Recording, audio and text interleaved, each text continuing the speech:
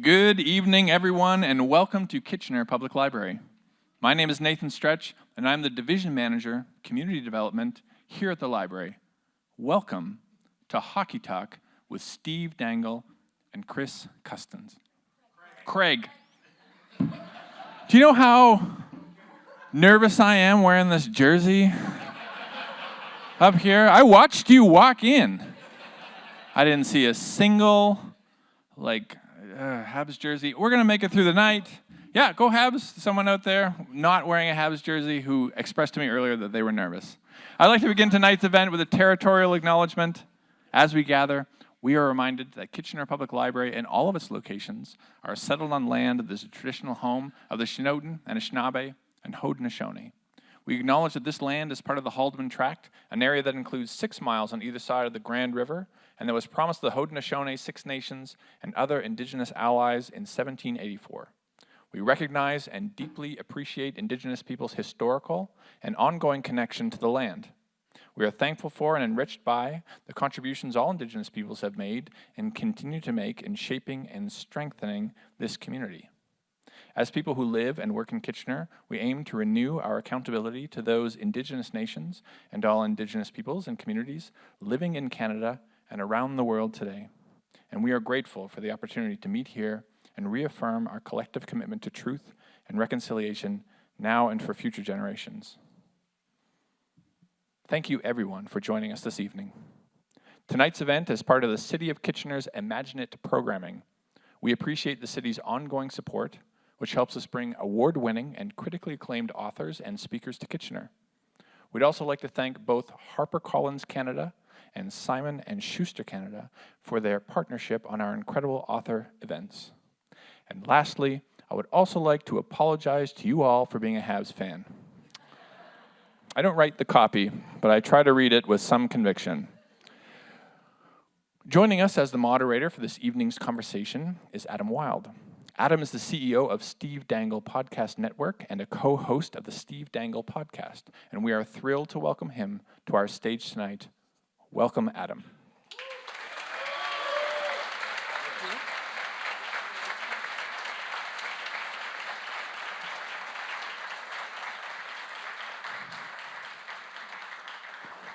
And we're excited to welcome Steve Glynn, better known to you as Steve Dangle, to Kitchener Public Library. A Toronto native, Steve skyrocketed in popularity due to his famous rants, raves, and humorous hot takes on Canada's national sport. A former Sportsnet analyst, he is a popular YouTuber and the co-founder of SDPN, a sports podcast network of 15 shows, including his own, the Steve Dangle Podcast. His first book, This Team is Ruining My Life, came out in 2019, and he's here tonight to talk about his latest book, Hockey Rants and Raves. Please put your hands together and join me in welcoming Steve Dangle to the stage.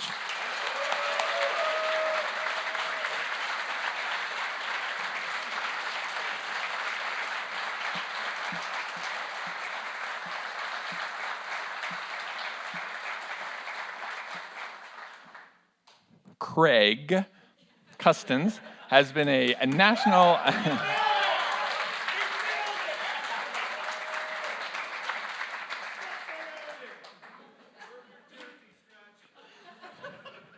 Oh, people out there know my name. But not my address, so it's going to be okay. Craig has been a national hockey writer at ESPN and The Athletic, developing a reputation as a trusted source for thoughtful and comprehensive coverage of the NHL. He is currently the head of creative development at The Athletic, a New York Times company. He's also the author of the book Behind the Bench, Inside the Minds of Hockey's Greatest Coaches, named as one of the greatest hockey books of all time by Book Authority. He's here tonight to talk about his latest book, The Franchise, The Business of Building Winning Teams, which takes you deep inside the minds and organizations of the visionary leaders shaping the NHL today. Welcome, Craig.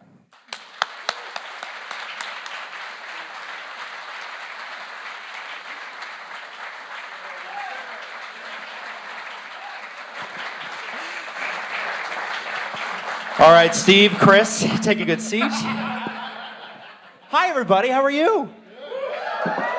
All right. So listen, for those of you that don't know, we're going to be recording this tonight, and it's going up on the SDPN YouTube channel. We apologize to the New York Times if that creates any issues, but I don't think it will. And here's the deal. When we record a live show like this, and we have people like you in the audience, the tendency is to think, oh, this is a poetry recital. Only snaps. Don't make any noise. When you think something's funny, I want you to laugh. When you love something, I want you to cheer. When you hate something, I want you to boo. So give me a big, we got Leaf fans here, right? That's a good woo. Give me your reaction to the OT winner last night. All right. How about this? How do you feel about the London Knights? There we go. All right. Way to play to the local crowd. Oh, yeah, that's good. All right. There you go. So I guess we'll get started. So let's do a big round of applause to welcome these two authors who did a lot of work on their books.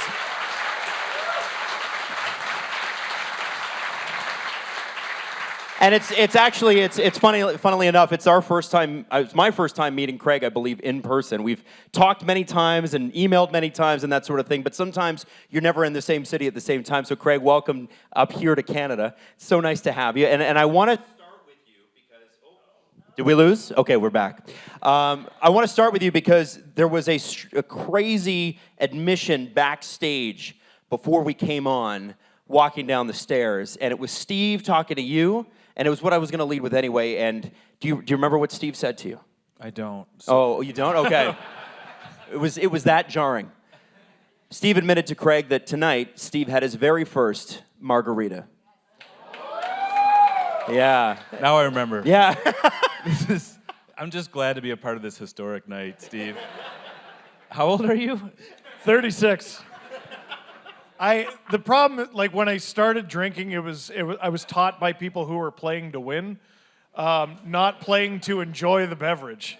So now that I'm at a ripe old age where I can actually get over my ego and sip things, margaritas I think they're on the roster to stay Absolutely. Top line. Yeah, no longer the James Reddy beer or anything like that. It's a bucket beer. Yeah. And it had little stories on the inside of the cap. That's right. Shut up. Don't be elitist.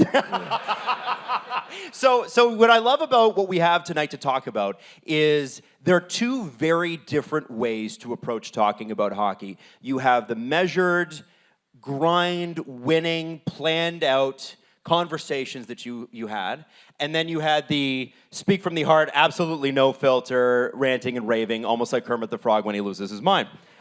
And I want to start with you, Craig, because you interview some absolute titans in the NHL in this book. And, I got to make the joke.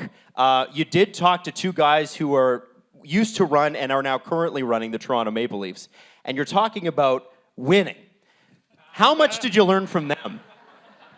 So we're going to lead with that, Adam? Okay. What the All hell? right, Let's start. Good. Let's jump right in. So yeah, there's 3 chapters that touch on Toronto. There's I spent time with Kyle Dubas, and Kyle, to his credit, like I pitched it to him and I said, here's what I'm doing. I want to spend time with leaders in hockey and go behind the scenes, and he said, yeah, he was up for it. I told him like Lou Lamoriello was involved. He's like, okay, that piqued his interest, and then. But like Kyle said, I would like to really dive into what you learn through, failing and learn from making mistakes and really try to be analytical. You guys will be shocked. Like Kyle was very analytical about it and thoughtful. And then, like we went all the way. We're like, okay, well if we're gonna do this, like let's meet in a bookstore and really like nerd out over it. And so I spent, you guys all know the Leafs train. They do their prospect tournament, or they did up in Traverse City. There's this great little local bookstore, Horizon Books, and we spent a few hours, walking up and down the shelf, like looking at books that he said this really impacted. Like this book was the reason I made a hire, and then we sat down and talked about that chapter specifically was right after the Leafs had lost to Montreal in the bubble, and he just dove into like all the decision processing that he was doing about do you break up the core, who do you bring back, and it was fascinating, and so the easy thing is to say, yeah, how do you learn from winning, from somebody who's still figuring it out, at the highest levels. But I think there's a lot to learn from somebody in the middle of that process. And so, yeah, so I've got Brad Treliving and Lou also in this book. And then, a lot Well, of people. it's interesting because we are Leaf fans, and ultimately it's sad, but we love it anyway. And I think what's fascinating about the Kyle Dubas era here was it was a complete change from everybody else before. Everybody else had been shoot from the hip, old-time hockey, that sort of thing. Kyle came in and said, no, we're going to take a different approach. And whether you agree with it or not, the team has made the playoffs 9 years in a row, which is, I believe, tied with the Bruins for the longest streak in the NHL currently. That's winning. That takes a lot of effort. And I know. Listen, we're grading on a curve here. I know. But It's not winning as much as it's winning. You got to go up. You got to go up a little. So I'm curious about how he contrasts with, and Steve, I promise we'll talk about you too. I'm curious about how he contrasts with a guy like Lou Lamoriello, because Lou was the master, and we used to talk about this on the podcast all the time, of saying so much and there was nothing in it. He's very good at working the media. Here's a paragraph, and what did you learn? Nothing. And Brian Burke, in his book about his life, talked about his relationship with Lou. He played for him in college, and they drove together to a city once, and Brian's like, I'll finally get to know Lou. And then Lou fell asleep the whole way. I think from what I've heard from people is Lou's a great guy, but it's very difficult to get to know him. Did you get the measure of the man when you spoke to him? No, I didn't. No, okay. So, if you read the book, and I hope some of you do, if you go through the Lou Lamoriello chapter, it reads very differently from Kyle, because Kyle is, thoughtful, analytical, we're talking through things, so he's quoted a lot. Lou, I went to the Islanders' offices, spent maybe 3 or 4 hours with Lou, then he invites me to go out to dinner, so we go get to this little Italian restaurant, this 90-year-old owner walks out, and it was he knew right where to place Lou in this private room, and it was like a Sopranos episode or something. And I don't think any of us could have pictured it any differently with him. No, it was exactly it was exactly how you thought. And so at the end of the night, I was like, holy cow, what a great experience. And went back to transcribe it when I was working on the book, hours of conversation. And he's so good at not saying anything, or what he would do this a few times. We got into his relationship with Kyle, and he would just stop. He would say, a lot of people in Toronto thought, Kyle and I think they believed. And he would just let you finish it? I'm like, we're gonna sit here until you say it, and then he was done. He realized he was gonna say something maybe, that he didn't want to. He just would stop and or just change directions. So that chapter, there's a lot of people talking about Lou, which you still can get insightful. And then I did feel at the end of the day, I got an appreciation for how he operates. He was really good talking about his time at Providence, which was a legendary time in the States. He was the athletic director there, and it was that staff was loaded, and I talked to a lot of the people on those staffs. But it was a completely different conversation from Kyle. But what I think is interesting is, and we'll talk about your book, Steve, in a little bit. No, what I thought was interesting was how much Lou, like you said, Kyle was so different, but Lou totally influenced him. And I'm sure you see it how Kyle dealt with the media. Kyle you could see the Lou Lamoriello influence. Also, Kyle's even something talking about how a player should cut their hair or what they should wear. He's Lou kind of changed my perspective on that. And also he's Lou changed my job completely. When he took the job with the Leafs, Kyle said, the one bit of advice he got when he was weighing the offer, when he was at the Sioux, he said, a lot of people said, whatever you do, don't run the Marlies. That's basically career suicide. You're going to, the people that run the AHL team end up doing that forever. And of course, so Kyle's okay, I'll do it, but I don't want to run the Marlies. And then Lou comes in and is hey, you're running the Marlies now. And basically gave him really strict kind of areas of focus. It was the R&D staff, it was the Marlies. And Kyle said it was transformative for him because, before that he was just doing a little bit of everything, and it allowed him to focus on these 3 things. And maybe there's some revisionist history because, time is well, heals it's always all somebody's wounds. perspective on it too, right? But so it was fascinating to see that influence. It's funny because I that makes me think of a moment that Steve had at Sportsnet with Sid Seixeiro, who we're good friends with. And Steve, you walk in, and Sid's known for eating his chicken fingers every lunchtime. And he's getting ready to do Tim and Sid. And we had just Hello? Okay, sorry. I keep touching this part and I shouldn't. It's my fault. We had just been at Game 7 with the Marlies winning the Calder Cup, and it was amazing. It really was spectacular. The arena's packed. That place is 100 years old. It's used to, they fill it up with water for the boat show. They have horse and cattle shows in there. It smells like horse poo. You can smell it the moment you get off the train. Because the Toronto police have their stables right next door. And yet, there they were winning this championship. And I remember Kyle Dubas, I could hear the scream from the ice when he lifted that Calder Cup. And what did Sid say to you the next day? Well, Sid likes to spar, to warm up for Tim and Sid back in the day. And Jesse just recruited me because that's back when he worked there. He's like, here, Sid, tell Steve the thing you just said. And he just turns around, sort of like a Lou Lamoriello mob boss, and he goes, the Calder Cup means nothing. And he knew I was pretty stoked about the win, so he yucked my yum pretty fast, and we had an argument back and forth for 5 minutes, and he's like, and what does that mean exactly? What does that mean for the team? And I tried to talk about Tampa Bay's minor league team won the Calder Cup, and they went on to go to the Stanley Cup final, and I don't think they had won the cup yet at that point, but then they went on to win it, and shut up, Sid. But at the end of it, he made me feel pretty dumb for thinking that the Calder Cup meant anything. Well, I think, though, the reason I segue there is because Sid does something that Steve does, which is he speaks from the heart. Eats chicken fingers. He eats also a lot of chicken fingers. It's very important. He speaks from the heart. There are people that we can talk to when they are ranting and raving. And sometimes you get the hint of inauthenticity, right? Where you're like, I think this is a show. This is not how they feel. Sid's a guy, Steve's a guy who, no matter what they say, I always feel like it's honest, whether it's right or wrong. And this book is about those types of conversations from the heart, sitting across the table from your friends who might be wearing a Montreal Canadiens jersey and have different views. And so I was around for a lot of the writing of this book. Where did the inspiration originally come from? Because I don't know how you follow up, this team is ruining my life. Why go this direction?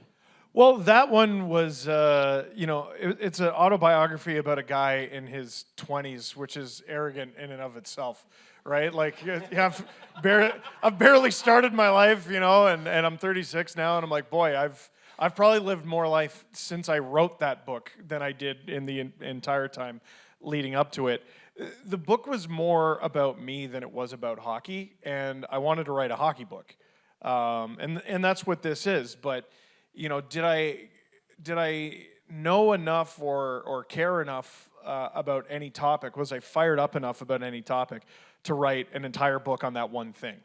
And I decided. I was encouraged by the publisher, HarperCollins, who was full of very smart people. They're like, well, you rant and you rave and you just go nuts on YouTube. Just do that in a book. And I go, okay. First thing they say, cut me off at I'm halfway through the O of okay, and they're like, it can't all be about the Leafs. I'm like, what about a big chunk? And they're like, okay, fine. But it's about the evergreen stuff that any bar, any coffee shop, anywhere in North America or the world, who are the best goalies ever? Was anyone actually better than Gretzky? What do you think about fighting in hockey? There's some more niche stuff the video games and everything. I wanted to get a rant about women's hockey in there and sort of go nanny boo boo at everyone who had basically been cheering for it to fail for a long time, and they failed in their trolling. And I wrote a lot of it in bars, just to sort of get into the atmosphere. That's 100% why I did it. Don't laugh. And I wanted it to be a book that, listen, I know who I am. I know I can be polarizing. I know I'm not everyone's cup of tea. Insufferable, I think some might say. And I wanted this to be something you could share with anybody. I didn't. When we talked about fighting in hockey, for example, it's one of my favorite chapters because it sort of goes in a circle, which is how the discussion has always gone. I didn't want people who like it and think it should stay in the game to feel alienated. I didn't want people who want it taken out of hockey for the safety of players to feel stupid or like, they were being shouted down or anything. I wanted to, in that argument and Don't touch the bottom. Don't touch the bottom. in that argument go. and all the other ones in the book, I wanted everyone to feel included. It's not the be-all, end-all of everything. It's just things to consider. And I found in the Venn diagram of these two books, which are very different, there was one overlapping thing, and you wrote about bad trades through history. We agree that the Philip Forsberg trade was not a great trade for the Washington Capitals. Underratedly horrible. You guys have got to. I have my own opinion on that, but you guys have got to. Let's revisit that for a second. Philip Forsberg, who's one of the biggest stars. Craig, can you run down the trade? Who it was? Yeah. Oh my gosh. Do you remember? Because I think I do. I can. Was it not? Please. Was it not Martin Erat? Yeah, it was Marty Erat. It was Martin Erat and it was Philip Forsberg and Michael Latta. So it was like How do you remember that? Oh, you just wrote it about it. I wrote about that's it. cheating. I Googled it and then I wrote about it. No, so it was like Forsberg and I think a sweetener basically for Martin Erat, which is psychotic and bad. Who and made the not trade? Good. Who made the trade? Ooh. So Well, I it know. was Washington and Nashville. I forget the GMs though. It was George McPhee and David Poyle. Fleecing. And so Poyle's the free space. Yeah. That's right. So I talked to, for this book, I went to actually, it was the conversation with Kyle Dubas that led me to Washington, because Kyle said after they lost to Montreal, him and Brian McClellan, who's the GM of the Capitals, had this really great conversation about what to do next and what do you do with your star players. But then Kyle was like, but I can't tell you what it is because it was a private conversation. So I went to Washington to talk to ownership there and Ted Leonsis, and I'd spoken with Brian McClellan. And he told, they tell the story about that conversation. But then we get, Ted just kind of casually says, we were talking about George McPhee, he's like, oh yeah, we fired him after that Philip Forsberg. That was the trade that, he's like, him and Adam Oates, that were gone after that deal. And when George McPhee obviously went on to do okay with Vegas. Win a cup with Vegas. Win a cup with Vegas, and he's in here too. And, his perspective is a little bit different in how that all went down. But at the end of the day, they acquired, the Adam Oates and George McPhee weren't on the same page. And Adam Oates gets this player, and Marty Erat, and I don't even know, he played like he was a healthy scratch, I think. He at one He didn't point. score very much. He didn't score very much. He didn't play, and it was just this clear disconnect between the GM and the coach, and Ted Leonsis ends up firing both of them that offseason. The reason I thought it deserved to be in that pantheon is not only did you not accomplish what you set out to do, but your scouting staff was smart enough and prepared enough to find the best player in the draft or second, or he's no worse than top two in the 2012 draft class. Who went first that year? Was it Taylor Hall? Yakupov. It was Yakupov. It was Yakupov, Ryan Murray, Alex Galchenyuk. Great draft. It's Just a an rough top amazing three. draft. Yeah, that's a rough top I don't three. even remember who was fourth. Oh, I think it might have been Hampus Lindholm. That was pretty good. Oh, okay. Morgan Riley and Philip Forsberg's all the way down at number 12. So your staff that you hired presumably to do a good job for you identified the best or second best player in the draft at number 12, and you pitched him out the door. It's one thing when you trade the pick. The pick is a sign of the cross. Hopefully, it doesn't come back to bite us, beat Tyler Seguin, and all that stuff. They actively knew who they had and gave him away, and he turned into the best player of the class, all while they didn't get what they needed. The Dallas Stars drafted Jarome Iginla in the top 10. People forget about that. He wasn't always a Flame. He played every game with the Flames until they traded him, and that's another kettle of fish. But the Stars got Joe Nieuwendyk and a cup out of it. If you're the Dallas Stars, you don't regret that trade ever, not once. And the Flames got the best player they've ever had. Right. So you probably don't regret that one either. And you could argue that they did win a cup, but that's probably another book. I'm interested there, Craig, because you touched on something. And how many people have played some sort of hockey video game where you're like the general manager and you can make trades? You guys, hands up. You can woo too, by the way. You can. Yeah, all right. Hooray! Or how many of us in this room have been like, mad at a play, yelled at your TV screen with nobody else in earshot, you need to trade that guy. Yeah. So none of us have ever had to actually like pull the trigger. And I wonder, Craig, in your chats with all of these general managers, all these power players in the league who manage talent, and talent's so hard to find, it's so finite, there's only so much in every draft class. Is there a significant amount of fear that goes into even making a trade? Like, how does a general manager, an average general manager, view making a trade? So if we stick with the Forsberg trade for a sec, like the backstory is that George McPhee started getting reports from the coaching staff in whatever it would have been, like prospect camps or whatever, that, hey, we're worried about this kid's start and stop, like just starting to like plant seeds of concern organizationally. So they do the right thing, they pick him, but now the coaching staff doesn't seem to love him. And he was playing in Sweden, if I remember correctly, right? And they started getting reports back from staffers that were saying, yeah, we don't love his game. So now you have to make this decision. Hey, we think we maybe are figuring out this guy's not as good as we thought he was. Turns out he was better, which is error in judgment. Oops.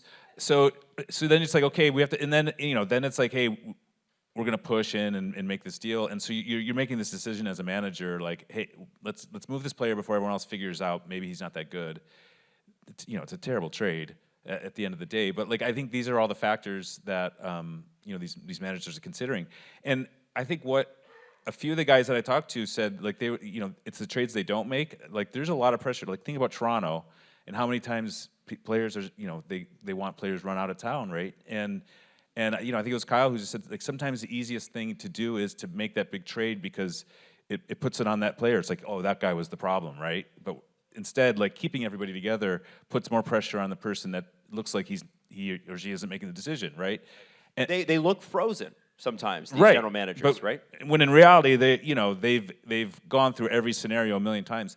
A great example of that was Julien Brisebois, who I don't know if you all remember. They lost to Columbus. They won the President's Trophy, lost to Columbus in the first round, and this is before they won the. Can't relate to that. Yeah, just a huge disaster in Tampa.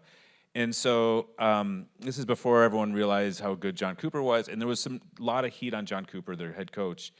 And at the end of the day, Julien Brisebois said, we brought everybody back because if we would have fired the coach or traded Steven Stamkos or whatever, he's like, we were all at fault, so we had to bring everybody back and hold them accountable, essentially. And they made some adjustments, but it's like, if you do fire the coach, then all the players, they're let off the hook. And that's, so like, I think sometimes we sit there and go, oh, Julien Brisebois is scared to make a move, when in reality, he's like, no, that's, like, that would be letting somebody off the hook here, or letting the players off the hook when you fire the coach. So, sometimes it's the moves they don't make that I think are really interesting. Yeah, and I think sometimes too, like, it seems like they get down the road. We always hear CJ sometimes on his show will talk about trades that were right at the line and then just didn't happen. How close? I did it again. How close Erik Karlsson got to becoming a Vegas Golden Knight. Things like that. And it's interesting when we go back to that Forsberg Erat deal, because the motivation in both pieces is fear, right? There's you think about it, so much of that job is fear. Oh, well, okay, so we got the 12th pick. The fear is we whiff. Okay, I'm going to trust my scouting staff.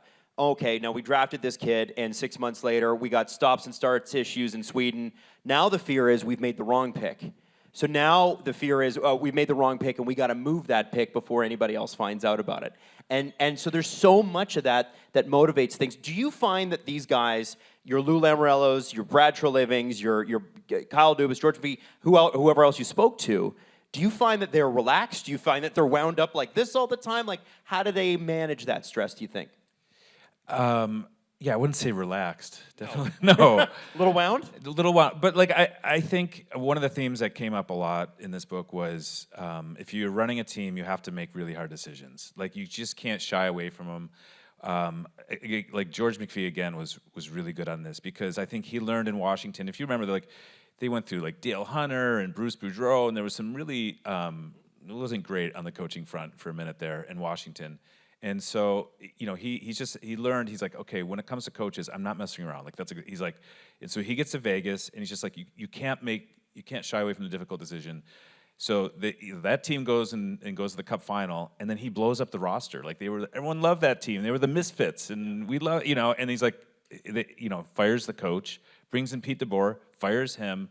In George's mind, he's like, if we see an upgrade available, and whether that's Jack Eichel or it's Bruce Cassidy, we're gonna do that constantly. Noah Hannafin, Thomas Hurdle, Pietrangelo, whoever else they brought in. Yeah. So I think the one theme was, the best ones are making those really difficult decisions and kind of moving forward. And I think the other thing that came out was how lonely, if you mentioned it, because you're just getting arrows slung at you constantly, and so when you're on the hook to make these decisions, you end up in a kind of a lonely place, which is its own. How do you feel about putting them in that lonely place, Steve? Yeah. Pretty good. I mean, listen, I do have a conflict with that sometimes. Sure. And, I try not to. I try to make sure all the criticism is legitimate. I'm sure it isn't always. Well, not personal, right? You don't want to. You're not attacking them personally. You're going, I don't like that decision, and I don't like that decision, and here's why. And that's what went into that chapter, right? Anyone can make a trade that doesn't work out, right, or something like that. But this one, oh God, what was it? I mean, it was basically every trade in that chapter. Pretty much everything Mike Milbury did. As I say, I try to be kind with these decisions. But that's a career there. The Luongo trade. Oh, he had Luongo, knew what Luongo was, and made the trade. And I went through each part of that, and I was like, here was the logic there, wrong. Here was the logic there, wrong. And it wasn't just that it didn't work out. It was a doomed idea from the beginning based on the thought process. kind of unbelievable that a guy who, as a player, jumped into the stands and beat a fan with their own shoe would have flawed logic. I don't know where that. I don't know. Whomst among us hasn't wanted to, though. Yeah, well, I'm sure they all do from time to time, right? If Brad Treliving came into the stands and hit me with a shoe, I'd be like, that didn't fall out of the sky. Yeah. I did some things we sell Brad shirts. Yeah. I understand. Yeah. So I want to ask you guys this, because I think this works for, who hasn't sat at a bar and had an intractable argument with somebody super close to you about something about your favorite team, right? Who hasn't had that? So let me ask you this, guys, both of you. What is the toughest, most intractable argument that you've had with somebody close to you about hockey? Can you remember a specific situation where you were like, okay, we're going to agree to disagree, otherwise we're going to jump across the table at each other? Because that's what this is. That's why we love this. It's not just the game, right? It's not just the overtime win last night, go Leafs go. That's right. Right? It's the afterwards. Did you see? It was crazy. And then there's somebody who goes, yeah, it wasn't that crazy. And you go, oh. Did you even watch? Yeah, no, but he's not as good as player from my team. And it hits you like it hits you with religion. It hits you like it hits you with politics. You know what I'm talking about? Stuff that you don't bring up at the dinner table with, your uncle who's had a few too many to drink. So sports kind of hits you the same way. It's a weird thing. I'm just wondering if you guys can pull any out of the sky. So it wasn't so much like a friendship breakup argument. I've had some pretty heated stuff about, there's something about the east part of Toronto and just east of the city, Bobby Orr.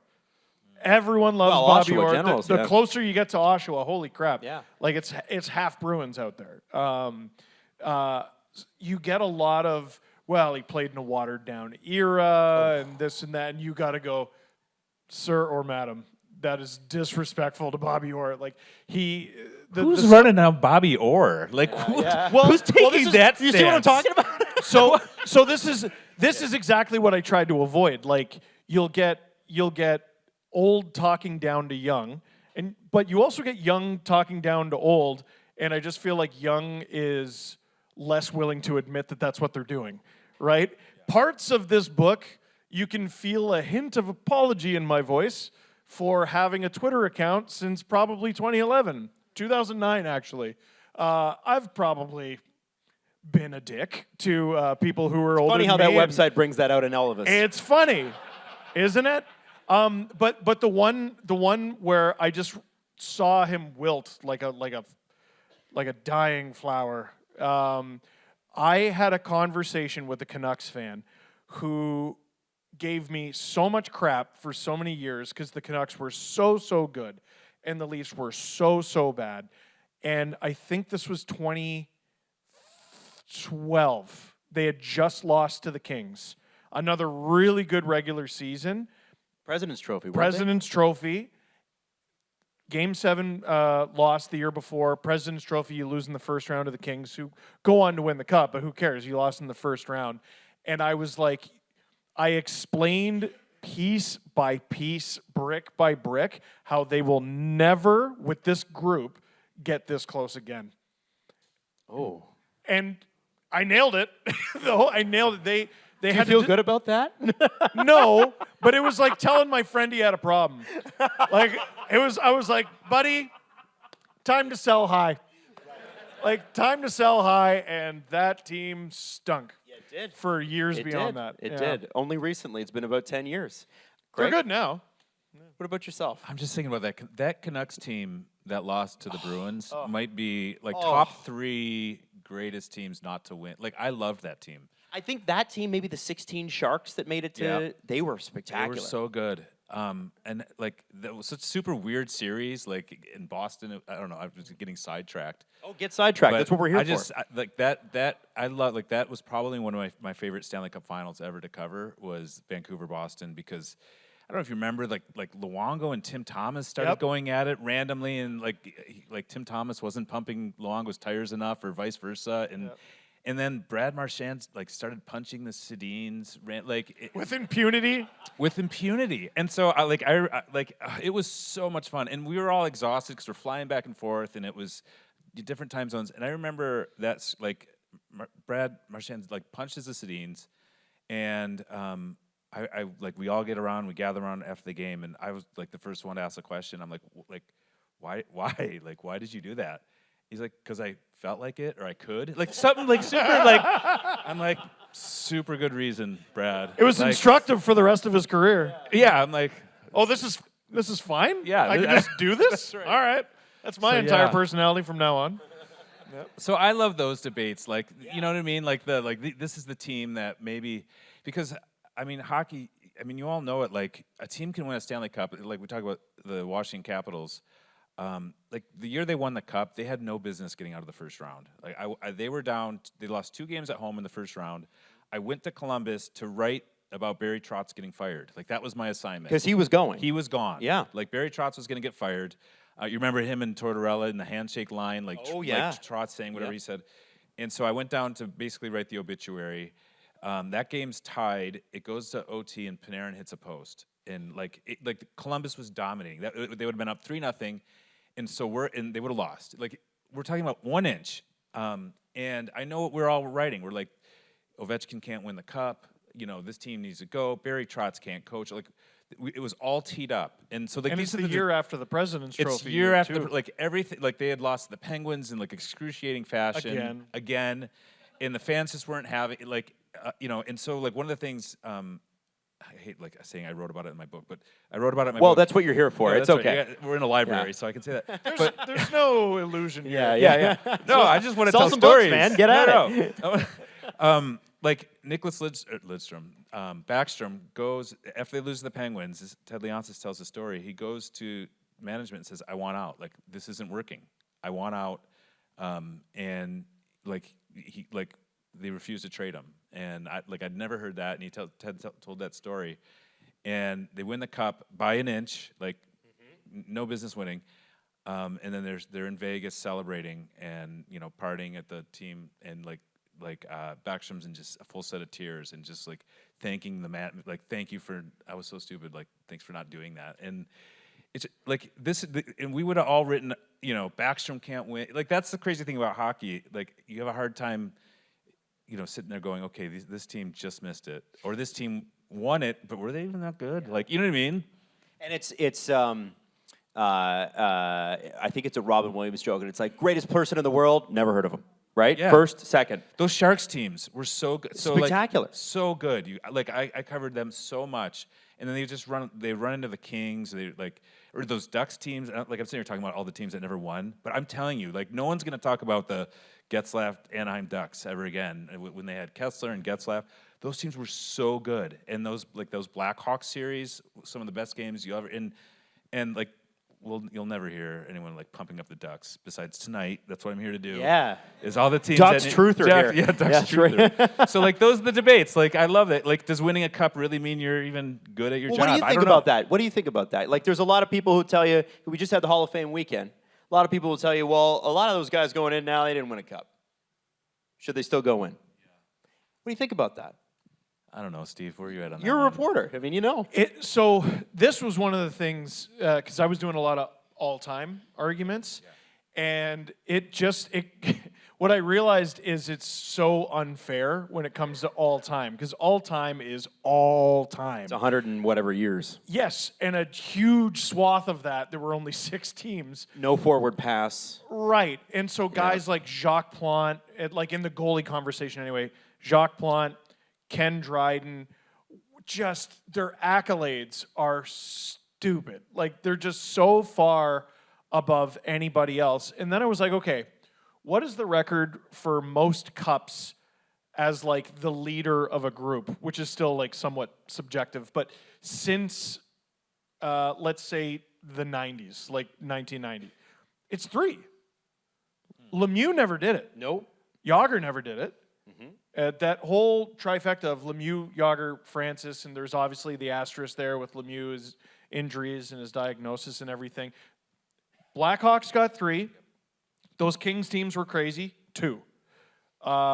Penguins, the Crosby Penguins, 3. Anyone else? The Lightning, 2. 2. Tons of conference finals, 4 Stanley Cup finals, 2. Well, to give you an idea, too, of the Ken Dryden you bring up. Ken Dryden, you guys know Ken Dryden. I know somebody who knows Ken Dryden. Ken Dryden played 10 years. He had 57 losses ever. His record for losses in a season was 10. He had more ties than losses, guys. He had You read the book. 74 ties. Oh, That's yeah. so nice. Absolutely. Like, that is, so that goes to, okay, so you're talking about somebody from a Bobby Orr era versus somebody from just after the craziness of the 80s era, so you have Yager, Lemieux. You know, Yager's on his way up, Lemieux's in his prime, 199 points, not the same as 200, right? And then you go, go compare and contrast them with somebody who led the league with 83 points in the dead puck era, right? Well, how do you compare? You mentioned Lemieux with the 199. There was the season that was cut short, 92-93, where I'm pretty sure that was the season the Penguins would have been going for a three-peat. Yep. Lemieux, injury, diagnosis. He was on pace to break the goals and points record. He didn't. And that's what it is. That's what we remember. Greatest guy ever, never heard of him. Now people have heard of Mario Lemieux. Yeah. But like, to go back to what you were talking about with he never won a cup. With 32 teams now, it's insanely hard. And especially now with teams during the cap era winning multiple. So let's say you have a 1 in 32 chance, right? I'm not about to do a Scott Steiner rant and do a bunch of math. But it's so incredibly... Well, especially considering we almost failed grade 11 math together. Almost. I don't know if it's a great idea to have either of us doing it, but go ahead, sorry. It's so damn hard. Like... I think we can look back at the career of a guy who just retired, like Joe Pavelski, like one of the most underrated players of his generation. American, by the way. American, and yeah, I was in the building when he hit the post, and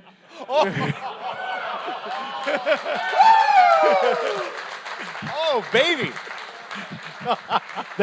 that was one of my favorites from the first book. Yeah, I wrote about that, and I was like, he would have been on like Jay Leno with Sarah Palin, like wearing the gold medal, going, "Gosh, gee willikers," and all that. Where was I going with that? It's so damn hard to win the Stanley Cup, and you know, when Joe Pavelski's name comes up for the Hall of Fame, which I think it should. as part of the conversation. I don't want to hear a single person go, yeah, but he never won. He currently, in the same amount of time as Sidney Crosby and Alex Ovechkin, had more playoff goals. That's insane. He just wasn't on the right team, I guess. So we got a couple more minutes, and we're going to do a Q&A. So if you have questions and that sort of thing, get ready, because Jess is going to come through with a microphone, and I'll pick you out and make sure you get your questions asked. But I want to finish because we're talking about winning. And your book is about winning. And there's a lot of books about winning, and some of them are a little bit bro-y. I've read them. And this is like, personal winning. Like, you got to get up every morning at 5 a.m. and you got to work out and whatever. Like, what did you learn about winning as an organization, winning in the truest sense?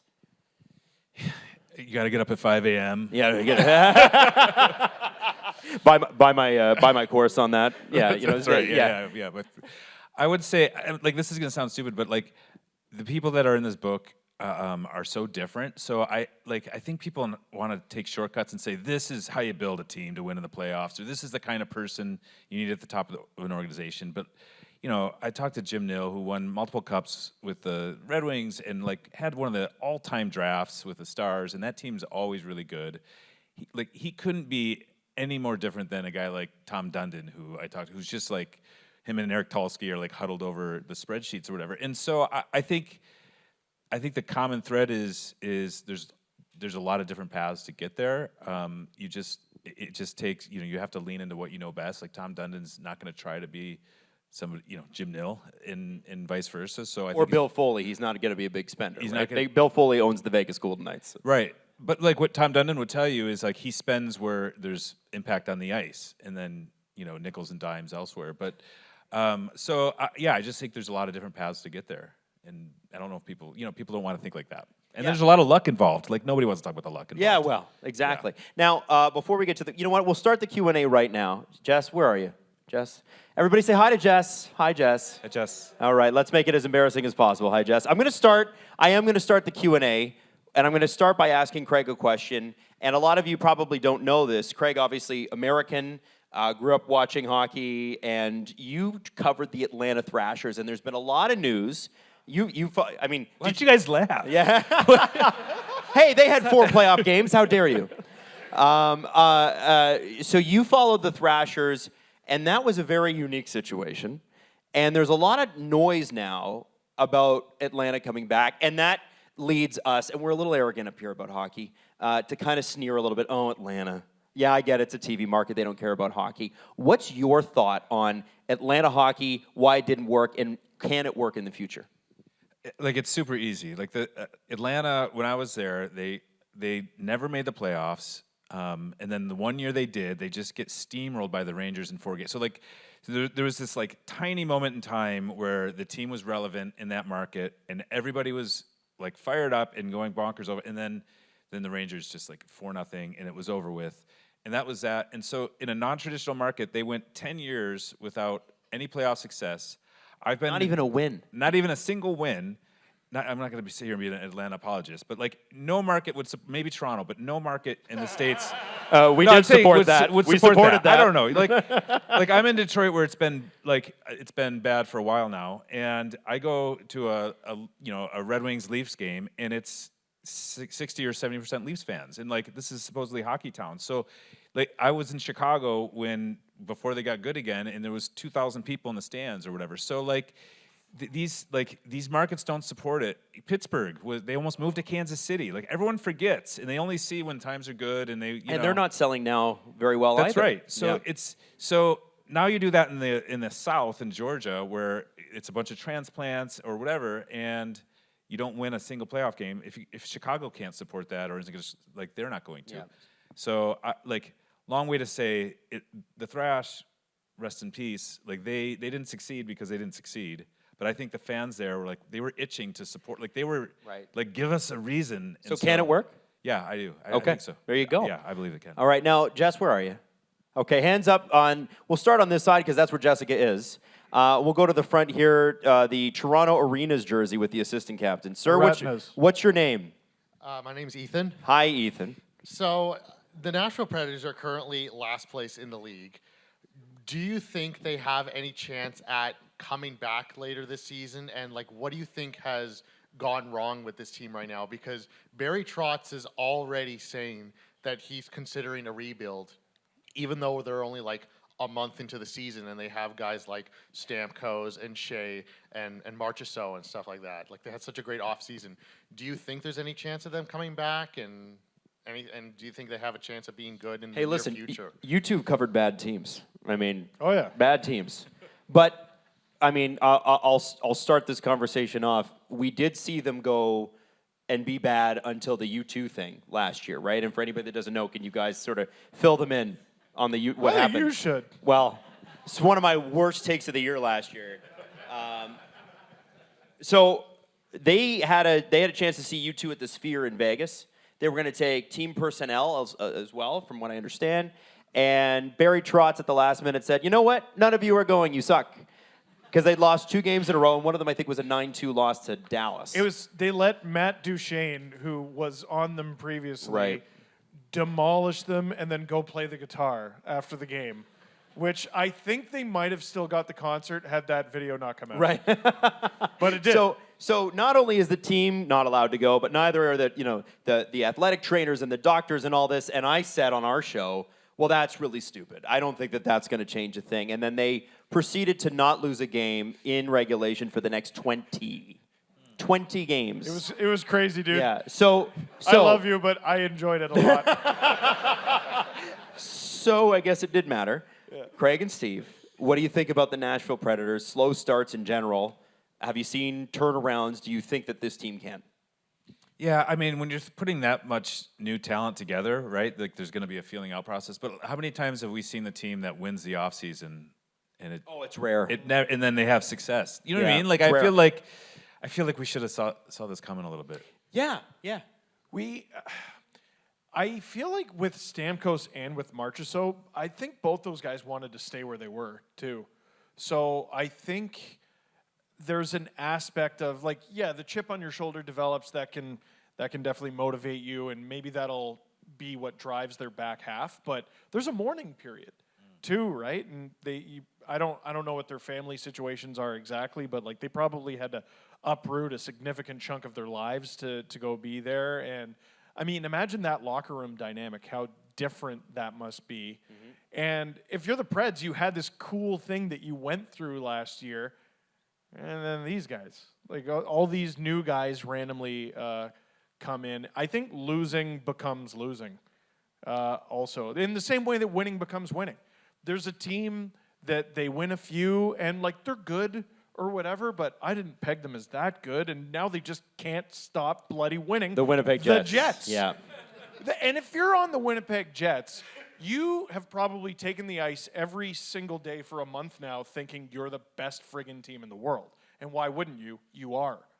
And if you're the Predators, you probably take the ice going, we're the biggest pieces of crap. And I bet they didn't think it at first. Right. But we're halfway through November now, and there's no way it doesn't sink in a little bit. Ethan, to get to just wrap that question, I do want to remind everybody that the St. Louis Blues in 2019 were 31st, which was last place at the time, and then went on to win the Cup, and that was over the course of 6 months. I guess we got a Blues fan in the house. All right. Wait, that's never So been it can happen. I don't know whether it will, but That's how, like, everyone always talks about that Blues team, though. Like, It's a one-time deal. It happened once. Yeah. Like, it's over, Yeah. right? There's been a few things in recent memory that have just broken our brains, like as hockey fans. Yeah. The Blues winning in 2019, the Lightning winning a record number of games and then losing in the first round, followed by the Bruins winning a record number of games and then losing in the first round. Yeah. And up 3-1. Yeah, so being in last place, good. President's Trophy, terrible. No, we're wrong. Yeah. we're wrong. All right, Jess, let's do our next question here. I'm gonna start on this side of the room. Don't worry, this side we will get to you, I promise. Let's go back up a little bit to the back, Jess. There's a gentleman there with a big beard and bushy hair. There he is. Right there, yes. Sir, what is your name? Okay, I guess I'm asking. Oh, you're asking. Hi, what's your name? Hi, I'm Rebecca. Hi, Rebecca. I'm a Hello. Leafs fan by association. Go Leafs, go. If an alien race came to Earth and said we could only keep 3 sports, which singular game would you show them of the NHL so that they keep it? What a Not a great series, just a game. question. Wow.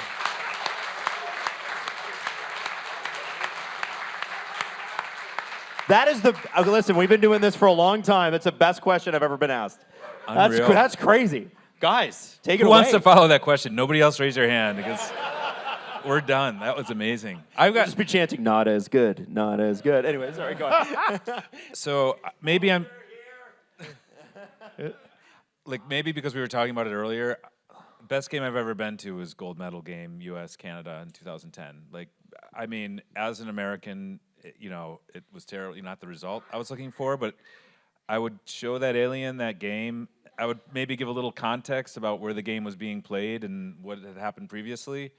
But it was I've never like I'm getting chills talking about it. Like it was being in that building and being in Canada for that, and then the best player of his generation doing it and scoring that goal, and then it was cool. Like I had a flight out the next morning, like just trying to get out of Canada as early as possible, super early. Like so, I was up at 6 a.m. and fans were like the streets were packed, the party was still going, and so that would be my pitch to the alien. Love that. Great answer. So is this 3 different sports, or you want 3 hockey games?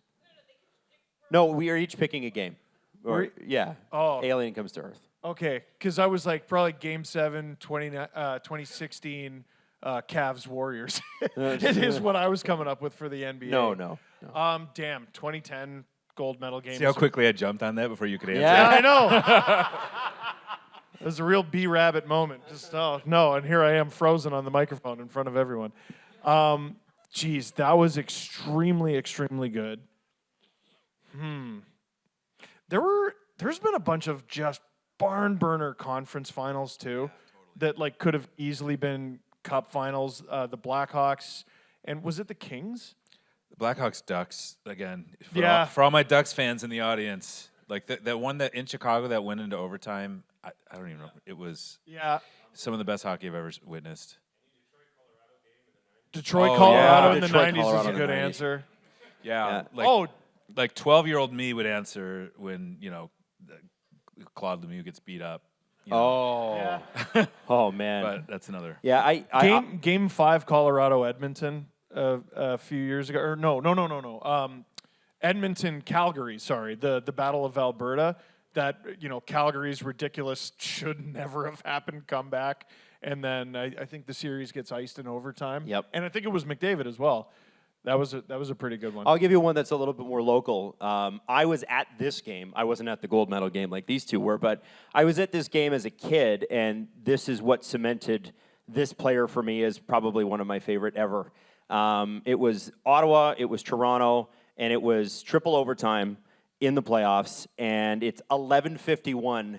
And one of my parents sits down and goes, "Geez, I'm exhausted. Well, like, when's this thing gonna end?" And next face-off, Gary Roberts in the back of the net. And to this day, I've never felt or heard a snap of energy like that in my entire life. Just the roar from the crowd. And they say we have dead crowds here in Toronto. No, we just had dead teams for 15 years. I think, that's the kind of thing where if you're going to explain hockey to an alien, the energy and the way that hockey makes you feel has got to be the thing that they come away with, right? So that would be it for me. So Jess, we're going to go to the other side, if that's okay. I should have probably told you that while we were answering that question. So everybody who has a question on this side for now, please raise your hands. We'll start at the back. I think you want to tag team a book that's just answering that question. Yeah, I'm in. If the aliens came, that's a great If the book aliens idea. came. That's I really love that. good. Okay, there were a couple of that's a questions. great There are a one. couple hands up back there. great one. So there's one with a Pens jersey, and there's one behind. We'll do both of them. Sir? Hi, I'm Justin. Hi, Justin. Hello. I have a quick 2-part question. First part, are you guys enjoying your OHL nights? Love our OHL nights. We do that because we're a small business and we want to find our our people where they are, and the OHL is nice enough to go, yeah, we'd love to work with you, and they've been spectacular. I've never had more fun just working, supposedly working. We go to OHL games for anybody that doesn't know, and we do offer ticket packages, and then we'll go to a venue afterwards and do a live show, and so people are already fired up from the hockey.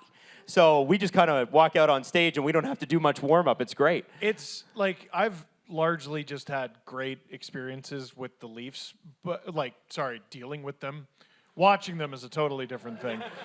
Dealing with them and speaking to them is good, but they don't need you, right? Or they don't need us. They don't need us. They need you. Yeah, they definitely need you. They don't need us. So, we're like, gosh, thanks for these credentials. I don't want to blow this amazing opportunity. And then the OHL is like, please come to our building, right? There's a huge difference, and you feel it in. It's also a lot how more. It's family. Yes, I love that. They bring you in. That's what the Leafs used to be. It used to be a family event. It's now a premium event. The Marlies are the family event. You see kids there with their face painted, and they're throwing the jerseys, and they're doing this and whatever. And I don't know. That's the part where with the suits at Scotiabank Arena, you don't see a lot of lawyers from Bay Street ripping their shirt off, and so They should. They should. They should even pay actors to do that. That's on Jumbotron. Okay, first of all, that's a great idea. Right? Come on. They should absolutely just keep the camera on them. Like, this is Tarps off cam, and just keep it on Ned for like an uncomfortable amount of time. Like, play is resumed and everything. Here's like, a part. Keep it right on him until he does it. All right, and your follow-up. When are you coming to the Rangers? When are we coming to the Rangers? Well, listen, we would love to. There are certain teams in the OHL that are sold out all the time. Kitchener is one of them. And so what they would ask us, and we have not had any conversations with them, but what they would ask us is, why do we need you? And Oshawa's the same, Peterborough's the same. They get full buildings all the time. I think we just wanted to start with people that we knew. It was a chance meeting with the Frontenacs on Instagram that started it. They hooked us up with the Generals and the Peterborough Petes, who we'll be going to visit later this year. And there you go, yes. And so we're gonna try to do a few others. So I think long term, yeah, we'd love to do the Rangers. We'd love to do the Knights. I'm sorry, but I just think we need to prove ourselves to get to that level. The Rangers are one of the best run franchises in the league. There's no question. It's an institution here, and so we got to earn our stripes a little bit. Let us cook. Yeah. All right, let's go down to the net. Yeah, next question. I'm Declan. Hey, buddy, how are you? So Crosby's 390 points away from 2,000. Does he hit it? Crosby is 390 points away from 2,000. Does he do it? How many seasons do you think that is? Yeah, 5? someone do the math for us. How old is he right now? He's 37. 37. And he got, 90 points last year? I'm just looking it up. Okay, so let me ask you this. Jaromir Jagr played, and he's still bloody playing, but he played in the NHL for a very, very, very long time.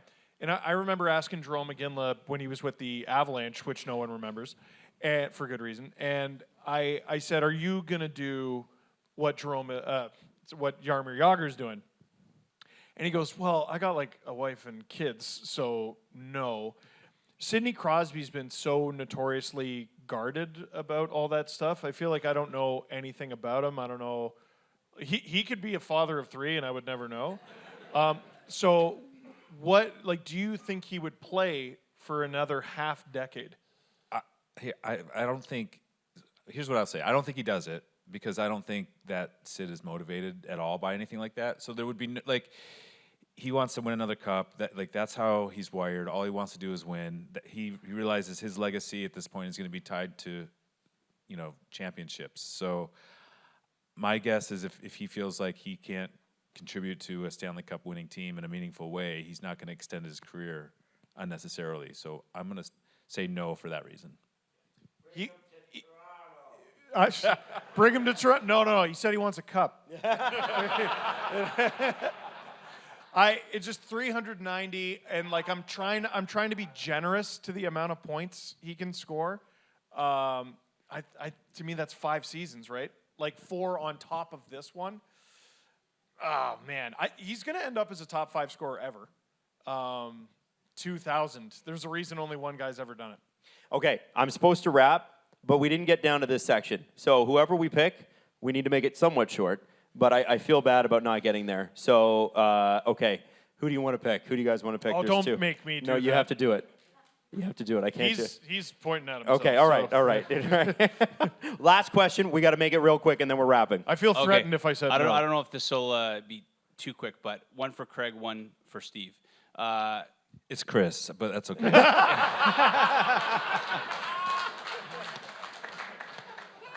Craig, piggybacking on what you were just talking about, Sidney Crosby, and you've talked about spending some time with Kyle. How does Kyle do what he needs to do with Sidney Crosby to rebuild a team to win? Like, how impossible is that? Is it feasible? It's It's crazy. a great question. It's a great question. I think it's really extending a these question for windows. Steve, too, just- I'll keep this quick.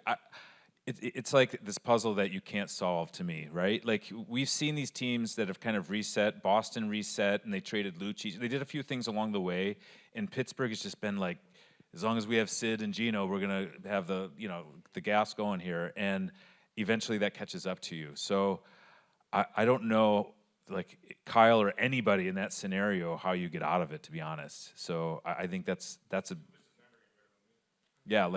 right. So do you want to be keep the guy giving- that traded Sidney Crosby too? Like, man. You keep giving the puzzle a no move clause, and the puzzle's still here. All right, And quick Steve- follow-up before I get in big trouble here. Steve, why do you hate Mitch Marner so much? and when the Leafs, why are you such an apologist for breaking up the core four? And when Mitch Marner scores the winning goal in Game 7 to clinch the Stanley Cup, what is going to be your response on that LFR? I'll buy We his love you, by jersey. the way. I'll put my kids in his jersey. When you were talking about the decision to not break up a group, like the Washington Capitals, there are so many fun cup-winning teams in recent years, but the team that I think the Leafs can aspire to be, at least from a narrative perspective, is the 18 Washington Capitals. It was a team that shouldn't have won, like you said. They were better the year before. They were better. They should have lost in the first round. They didn't. They go and slay their They dragon. also loaded up They- the year before. They loaded up the year before. President's Trophy, squeak by the rookie Leafs. Leafs were up 2-1 in that series. 5 games. 5 out of the 6 games go to overtime. 6 total overtimes. Every game was decided by 1 goal. Right? Then the next year, should have lost in the first round. Should have lost in the third round. Like, after you get your great moment with Kuznetsov and woo and everything, Holtby has to literally stop allowing goals in that series. There were no more for the Lightning after Game 5. I just want to remind you, I got the wrap signal like 5 minutes ago. Oh, so okay, if we my could bad, just my get bad, to the my bad. point. Let's take you through the 4th game of Yeah. the Anyway, second here's how they round came up. of the Capitals. Here's how they came up with their logo. So I keep every spring the Leafs do it again, and they do it in a very similar way again. And every year I go, how many more times are you willing to watch this? And I just become that Arrested Development meme because I'm like, well, no, they delude themselves into thinking it could work, but it could work for us. And if Mitch does it, great. If Austin could pick up his socks too. That'd be cool. Like, it's never a single guy that's the reason you win or lose. God, it's so effortless. Like, I've done this 1,000 times. They spend so much on 4 guys, and here we are this year. The goaltending's rebuilt. It's way better. D-core's rebuilt. It's way better. What's the problem? The depth can't friggin' score. And you could win a cup like that. You could. But a lot of things have to fall into place. And I like Mitch He is 6 feet tall. I will die on that hill. And he is huggable, and I want to pet his dog. So, ladies and gentlemen, the books are The Franchise by Craig Custance, Rants and Raves by Steve Dangle. Thank you so much for coming. And a big congratulations. A big congratulations to the two of you, because so much, guys, so much goes into writing these books. It really is. It's Steve calling me on a Friday night going, I don't know what the hell I'm going to do. And Craig, probably not as much of that. But I want to say congrats to the two of you. Looking from the outside in, it's such an unbelievable thing to write a book. And I just want to say you guys both did phenomenal jobs on this. Thank you. Thank you.